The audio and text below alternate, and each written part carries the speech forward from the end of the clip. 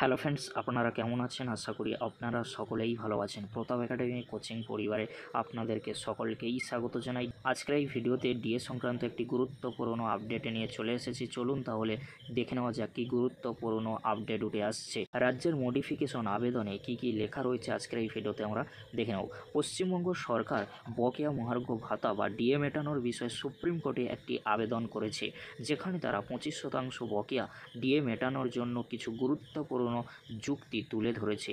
এই মামলাটি রাজ্যের লক্ষ লক্ষ সরকারি কর্মচারীদের জন্য অত্যন্ত গুরুত্বপূর্ণ এবং এর রায় রাজ্যের অর্থনীতিতে বড় প্রভাব ফেলতে পারে। চলুন তাহলে দেখে নেওয়া যাক কী গুরুত্বপূর্ণ আপডেট উঠে আসছে।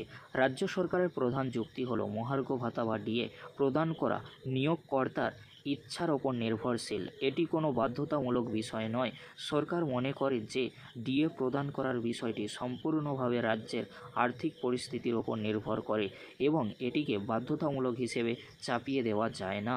যদি সর্বভারতীয় গ্রাহক মূল্য সূচক এর ভিত্তিতে ডিএ প্রদান বাধ্যতামূলক করা হয়, তবে এটি নিয়োগকর্তার বিবেচনা ক্ষমতাকে খর্ব করবে।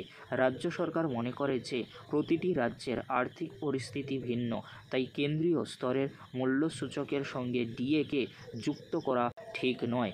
রাজ্য সরকারের মতে পে কমিশনের সুপারিশগুলি রাজ্য বা কেন্দ্র সরকারের ওপর আইনত বাধ্যতামূলক নয়। সরকার তার আর্থিক ক্ষমতা অনুযায়ী পে কমিশনের সুপারিশ কার্যকর করতে পারে, কিন্তু এটি করতে বাধ্য নয়।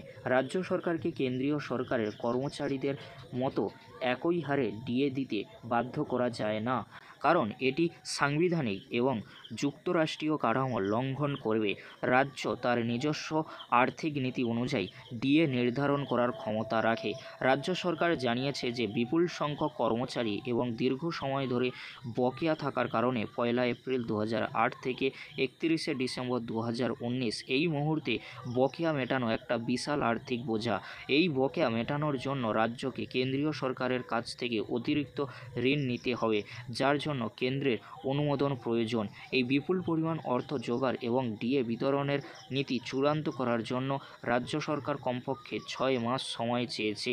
সরকার আরও জানিয়েছে যে তারা রাজ্যের কর্মচারীদের জন্য এমন অনেক আর্থিক সুবিধা প্রদান করে যা অন্য রাজ্য বা কেন্দ্রীয় সরকার দেয় না। রাজ্য সরকার প্রস্তাব দিয়েছে যে তারা বকেয়া 25% অর্থ সরকারি কর্মচারীদের অ্যাকাউন্টে না দিয়ে সুপ্রিম কোর্টের কাছে জমা রাখতে চায়। এর কারণ হলো, যদি রাজ্য এই মামলায় জিতে যায়, তাহলে লক্ষ লক্ষ কর্মচারীর কাছ থেকে টাকা পুনরুদ্ধার করা অসম্ভব হয়ে পড়বে।